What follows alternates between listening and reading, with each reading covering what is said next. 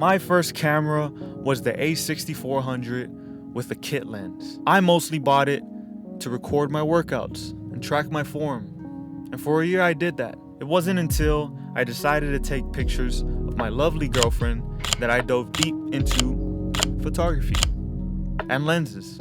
I then bought a Sigma 35mm 1.4 and I was off to the races. Fast forward to today, and Sony has finally released and revived the series with the new A6700 camera. There was rumors circulating about this camera, and while it didn't seem as interesting at first considering I have the A7 IV and the ZV-E1, I changed my mind as the camera officially came out. With the same sensor as the FX30 and a newly designed body, it has similar performance in video with some of the features that the ZV-E1 carries, such as auto framing, which I think would work better on the A6700 because of the higher megapixels, which means you won't lose quality the way you do, sadly, on the ZV-E1. This new camera doesn't carry dynamic stabilization, so maybe they are only saving that feature for vlog-centric cameras. From the reviews and sample footage that I've seen so far from this camera, the results are stunning. And this camera is going to be a great camera to buy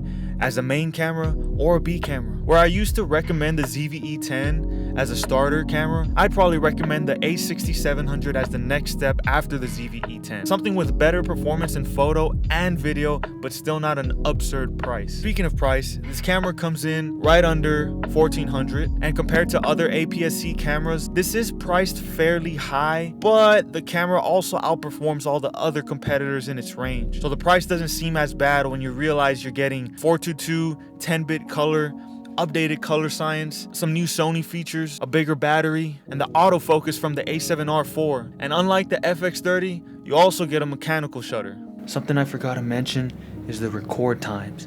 I've seen positive feedback from other videos saying most of the time you should be able to record till the battery dies, which is great news. That is about the only thing I worry about the most with my ZV-E1. Although I haven't had it overheat, I know if I do a long duration video shoot, it probably will overheat. So that's really great news for the A6700, and could even be a deciding factor from choosing that camera or a camera like the ZV-E1. Another thing I do want to mention is the rolling shutter performance. I want to say it's the same from the FX30 and even the A7 IV, but in crop mode. So when it comes to rolling shutter performance, the ZV-E1 definitely takes the cake on that one. While I can only speak for myself, the camera also speaks for itself.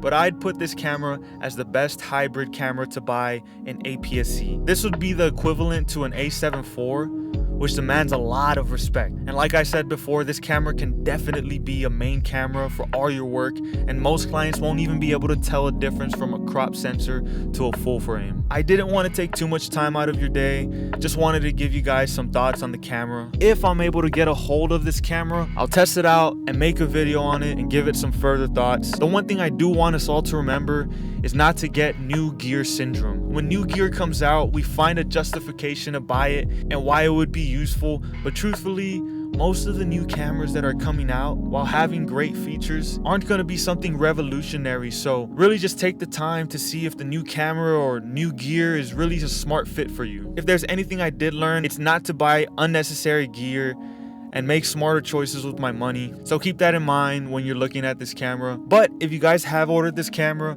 or you do get this camera, comment down below. I would love to see what you guys think about this camera. I'm really interested in the real world performance.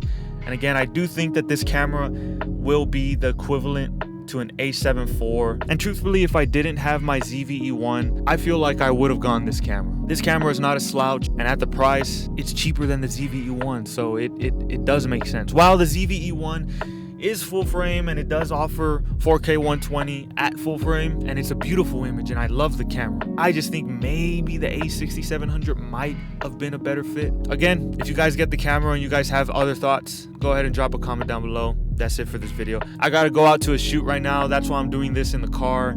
I just got out the gym, so I'm trying to get this video out sooner than later because I won't be home probably all day. I'm gonna head out. Have a great day.